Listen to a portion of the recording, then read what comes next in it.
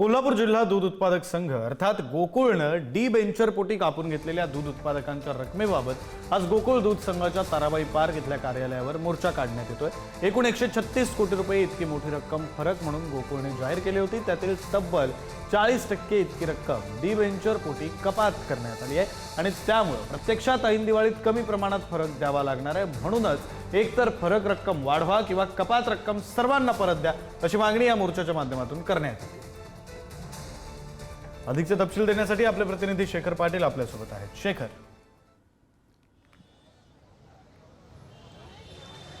विक्रांत बरोबर आहे। डिबेंचर पोटीची रक्कम कपात करण्यात आलेली आहे। तीच रक्कम जी आहे ती परत मिळावी किंवा जो फरक जाहीर केलेला आहे गोकुळने त्या गोकुळच्या फरकामध्ये अधिक वाढ करावी अशी ही मागणी आहे आणि म्हणूनच गोकुळवरती हा मोर्चा जो आहे तो काढण्यात येणार आहे, ज्यामध्ये अनेक दूध उत्पादक संस्था आणि उत्पादक देखील त्या ठिकाणी मोर्चामध्ये सहभागी होणार आहेत। कोल्हापुरातल्या सर्किट हाऊस या ठिकाणाहून प्रधान कार्यालयावरती म्हणजे ज्या गोकुळच्या प्रधान कार्यालयावरती हा मोर्चा धडकणार आहे आणि त्याच पार्श्वभूमीवरती आपण संपूर्ण सर्किट हाऊस परिसर जो आहे तो आता दूध उत्पादक याला सुरुवात झालेली आहे। मोठ्या प्रमाणात मोर्चा असल्यामुळे पोलीस बंदोबस्त देखील तितक्याच प्रमाणात वाढवण्यात आलेला आहे। शेतकऱ्यांची ही मागणी आहे की जी डिबेंचरची रक्कम आहे ती पूर्णपणे या ठिकाणी कपात केलेली आहे ती आम्हाला पुन्हा एकदा परत मिळावी, अन्यथा आमची जो फरक जाहीर केला होता त्यामध्ये देखील किमान वाढ करावी असे या सगळ्यांचं म्हणणं आहे। शिवाय या डिबेंचरची रक्कम कुणाच्या खिशात अशा पद्धतीचे फलक देखील आपल्याला हे सगळे पाहायला मिळत आहेत। त्यामुळे निश्चितच आहे या सगळ्याच पार्श्वभूमीवरती हे सगळे शेतकरी आता मोर्चा काढणार आहेत। काय नेमकी ही सगळी मागणी आहे आणि मोर्चा काढण्याची वेळ तुम्हाला या ठिकाणी आता आली? डिबेंचर्स जे नावाचा प्रकार आहे हा पूर्वीपासून चालू आहे, आम्हाला मान्य आहे। पण आज गोकुळचं संचालक आणि विद्यमान संचालक सांगते की गोकुळ फायद्यात आहे। मग फायद्यात असताना आज एकीकडे शेतकरी महापुरामुळं अडचणीत झाला, ॲव्हरेज कमी आहे, सगळं अडचण असताना माहीत असताना यांनी डिबेंचरची रक्कम का वाढवली हा आमच्या समोरचा प्रश्न आहे। आणि आमचं त्यामध्ये म्हणणं असं आहे की आता डिबेंचरची एक परिस्थिती बघून आपण ते रद्द करावं, हे रद्द करावं आणि हे पैसे शेतकऱ्यांना द्यावे। आज शेतकऱ्याला ह्या रकमेची अत्यंत गरज आहे आणि आदर्श म्हणून आम्ही सुद्धा त्या समर्थक आहोत, गोकुळचे समर्थक आम्ही, गोकुळ टिकला पाहिजे। पण याचा अर्थ तुम्ही कशाही पद्धतीने एक संचालक बोर्ड काही निर्णय घेत असेल तर ते आम्हाला मान्य नाही।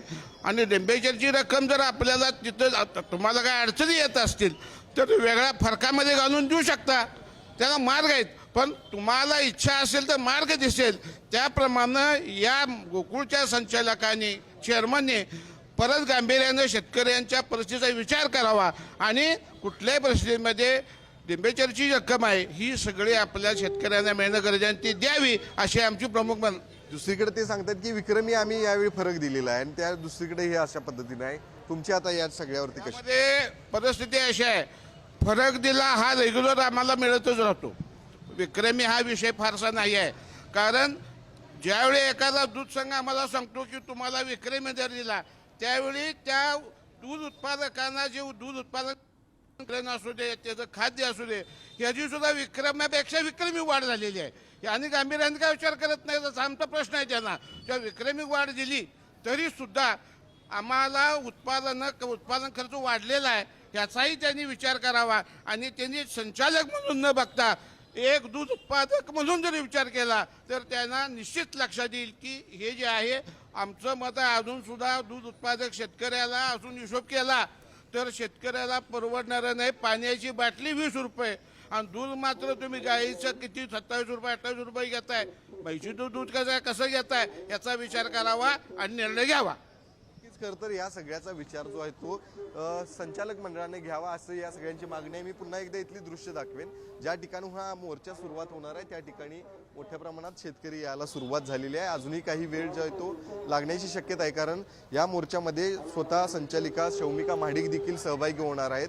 त्यांच्या नेतृत्वातच खरं तर हा मोर्चा आता म्हणावा लागणार, कारण अनेक नेते जे आहेत ते या ठिकाणी जे विरोधातले आहेत ते या ठिकाणी येणार होते, मात्र आता अजूनही शेतकरी याला सुरुवात झालेली आहे। आपण हा एक टेम्पो देखील पाहतोय ज्यावरती आमचे पैसे परत करा, जवाब दो मोर्चा अशा पद्धतीचं उल्लेख जो आहे तो बोर्डवरती करण्यात आलेला आहे। त्यामुळे निश्चितच आहे या सगळ्या पार्श्वभूमीवरती ही डिबेंचरची रक्कम जी आहे ती आम्हाला परत करा, यावरती कुणाचाही अधिकार नाही असं म्हणत या सगळ्या मोर्चाच्या माध्यमातून आपल्या मागण्या मांडल्या जाणार आहेत. आणि या मागण्या मांडल्यानंतर गोकुळ यावरती आता कसा निर्णय घेणार आहे, डिबेंचरची जी 40% रक्कम कपात केलेली आहे ती रक्कम जी आहे ती त्या ठिकाणी कमी करणार आहेत का, हे देखील पाहणं गरजेचं आहे. धन्यवाद शेखर या सगळ्या सविस्तर माहितीसाठी.